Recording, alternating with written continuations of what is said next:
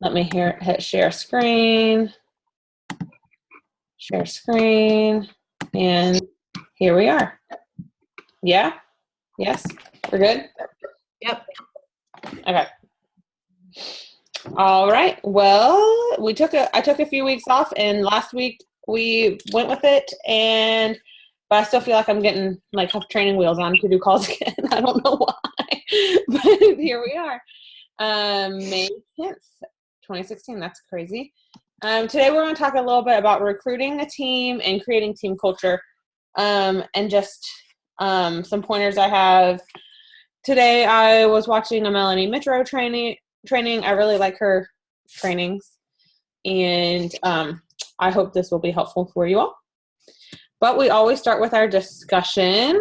So my discussion is, what professional development are you doing lately? And for me personally, like I just said, I really prefer to watch videos. I'm just not a great reader, although I'm reading a lot of pregnancy books right now. But other than that, I'm not a great reader. So this is my tool that I use. I don't really read, I watch or listen. So I can't see you all. That's bugging me. Okay, if I do this, I can see you all. Okay. Can you guys still see it okay? Like large enough? Yeah. Yeah. Okay. Okay. Anyone have suggestions for professional development? And it doesn't have to be like business related. It could just be like motivational related. You know, do you get what I'm saying? Like, it doesn't have to be. I'm reading the 10 times rule for like group, and it's definitely business related, and it's like intense. Like some of it, I'm like, whoa, the guy kind of like yells at you the whole time. But I like it because it's like if you keep doing like just like what you need to do, it's like everybody does like just what they need to do. Like everybody does like average work, like just enough to get by, like, you know what I mean? And it's like, so you'll get average results, but it says like everybody thinks that you can do like average work and get excellent results, but like you won't. Like if you want like 10 times results, you don't need to do 10 times work. And one of the chapters is called "Don't Be a Little Bitch," which I think is funny. But also kind of talks to you like that, so you have to like sometimes, I don't know, like every now and then makes me mad, but I did think that was cool, like a good reminder. And he says that you always like under anticipate like how much time something's going to take, or like how much effort it's going to take, which I definitely do that. Like when I get ready in the morning. So that I think is a good idea too. Like he says you should plan for like 10 times whatever you think it's going to take. And then like if you surpass that, like awesome. So. Right. Awesome. I still need to get that book. They're doing that book and that training. And it is on Audible if you do Audible. I do Audible. What's the writing style like? Is it easy to listen to? Does that make sense? Yeah. There are questions at the end that you're supposed to like, I guess, have the book and write down, but I just like think about them, I guess. Gotcha. Like, I don't write them down. I wouldn't write them down anyway, so it doesn't matter.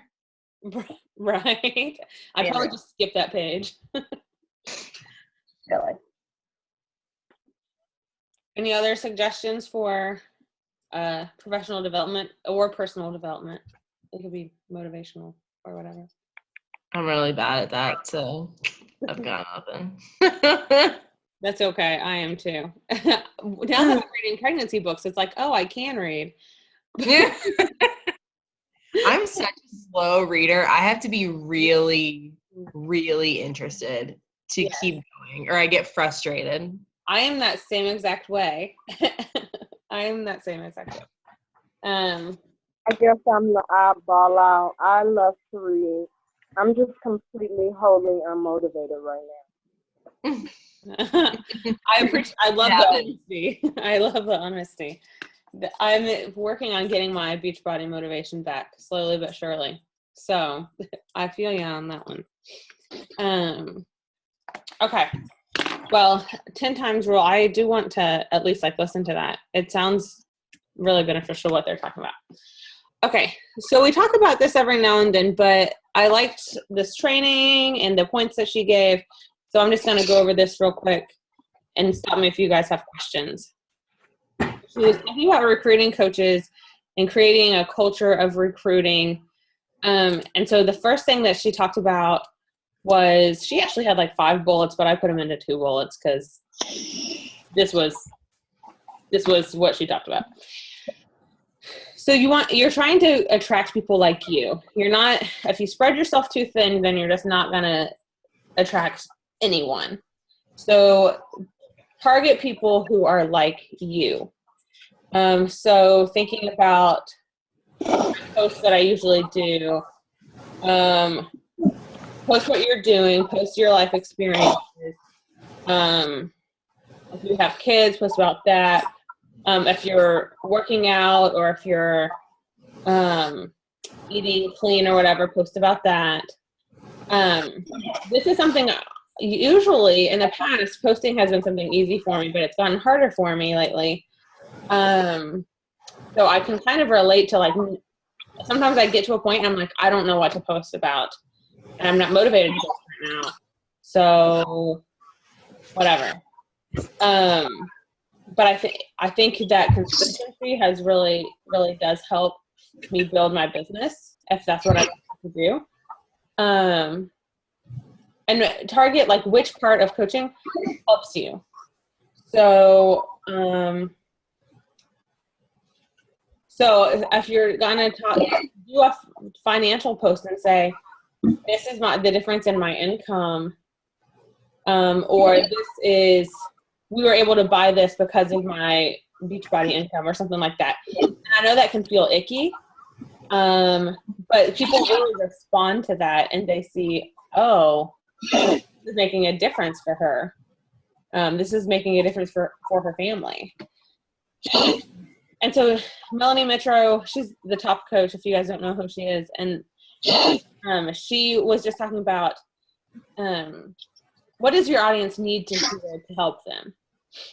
Because that's what this business is all about, helping others achieve fitness, and achieve a coaching career if that's what they're wanting to do, or if that's something that they need in their life. Your audience need to hear, do they need to relate to you with your workout struggles or your nutrition struggles or your health struggles, or do they need to hear about a way to create new income for their family? And then number 2 is, what makes your offer better than anyone else's? Why would they go to you as opposed to another coach or another product? Why would they not go to Advocare or It Works or any of the other products out there? Why would they not do that? And so, I mean, I don't personally like to target those other products, but I do like to say, like tonight in my post, I said, here's what I have to offer in my challenge groups. This is what we do. You get a 30-minute workout. You work out at home. You know, you have a sensible meal plan that I know works. So no, we're not elite coaches, but make sure you get out of your own head and stop thinking that, like, oh, I'm not, I don't know, qualified, or I'm not whatever to make a post like that, because I think that the way you act is the way you're going to be portrayed or going to come across. But okay. So, but if you need extra trainings, don't ever forget that there are a bunch of trainings in the back office. And Monique, if you need help finding those, just ask me or Jen. And then I like to use YouTube trainings a lot, because why not learn about it from people who have done it? I like Scotty Hobbs a lot. I like Melanie Mitro. I like Bonnie Engel a lot. They just have a lot of relatable trainings. Okay. So these are kind of the things I've done to create team culture, and I hope that we have a good team culture. That's what we're about to talk about. We do. Good. Okay, so this is what I try to give to my coaches and that I hope to have on our team. be there every step of the way to help brand new coaches. So if you get a brand new coach, remember that like you're confused.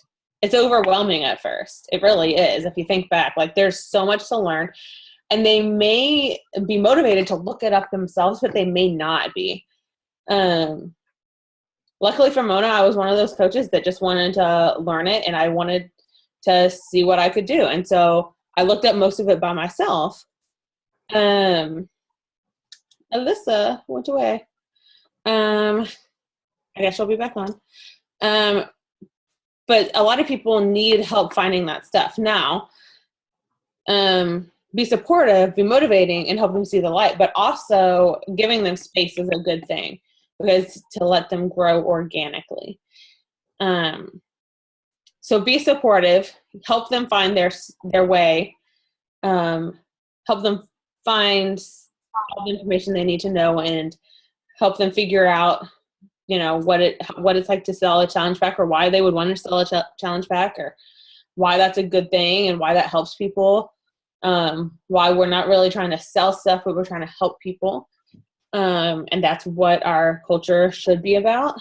But then also I feel like giving space lets you see if they're gonna really work it or not. So one thing is, don't force new coaches to do anything.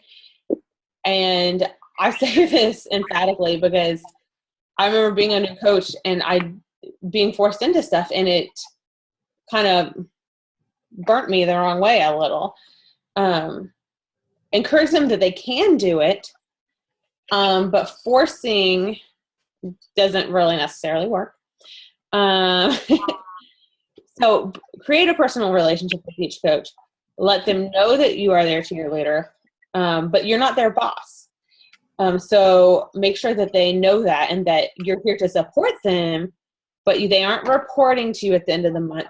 They don't need to check in with you. You're not their boss. You're here to be their cheerleader and help them grow however they're going to. And if that's a lot, great. And if it's not a lot and that's not their goal, then that's fine too. We're here to meet people where they are. So, so finding coaches, I kind of touched on this a little bit because I had this in my mind when I was talking on one of the first slides. But to find coaches, make sure you aren't spreading yourself too thin with your niche. And Monique, we talk a lot about a niche. And when we say that, we're talking about like appealing to who you are. So you're gonna attract who you are. So personally, I'm a wife, I'm pregnant, I'm a teacher. So I'm a woman in my 20s. So like I'm a dog mom too. I include that in my niche. So like that's my niche. And that's who I'm going to try to appeal to. I'm busy a lot. And so I try to appeal to people that are busy a lot, which, I mean, I think we all are. But so don't spread yourself too thin and try to attract every niche out there, but speak directly to your niche. And this is something Melanie Mitro said, the find a theme. So each month she chooses like a theme of what she wants her posts to be, so that she has a consistent message each month. And then, or for that month or whatever, not necessarily a month, but she just said she does this. Well, I think she did say each month. So find a theme and kind of post to that theme. And maybe that's girl boss building her business, or maybe that theme could be teachers trying to get through the day, or I don't know. That's not a very good one. That's my theme. that's the theme of my day though. Hi, Alyssa. But so finding a theme and keeping a consistent message for, a few weeks can help your followers know what to expect, and help them follow your story. So that was one of the things that she suggested that I really liked. And then challengers, of course, are a great way to recruit coaches. So most of my current coaches have actually, all of my current coaches came from challengers. And they're people, you all know, that love Shapeology. They liked their challenge group experience. And they said, yeah, sign me up. And so maybe we can talk, I don't know, in the coming weeks, just because I know that like our last 2 challenge groups have kind of just been like not the best. I don't know. And I know that it's partially me because I was kind of that way for a couple weeks while I did thesis stuff. But I think maybe we need to, I don't know, maybe we need to change things up. Maybe we need to, I guess May 16th, we have a group starting. So maybe we can just talk about this in the chat. Ways we can change up our challenge group to kind of spice things up or something. Something needs to be different apparently because if we keep doing the same thing and expecting different results, then that's insanity, right? Okay, so I got all this information from this training video. This is the name of the video in case you guys wanted to look it up. Melanie Mitro, Developing a Recruiting Culture. And then, this is a fast team call. So it's good that you guys got on because this one's fast. Okay, so announcements are challenge group starts next Monday. So make sure if you're wanting to recruit people, you got to post about it. So just make sure you're posting about it if you're wanting to join us. And coaching sneak peek, this is just a reminder, May 30th through June 3rd. And we've had a lot of good discussion about that. So hopefully we'll be changing that for the better. And we can talk in the next few weeks about solidifying plans for that and what we want to do. And that's all I have. That was fast. I thought that would take longer. I thought these would take longer to talk through, but that's okay. That's cool. Okay, stop sharing. I think Alyssa went away again. She must be having some issues. All right, I'm going to stop recording.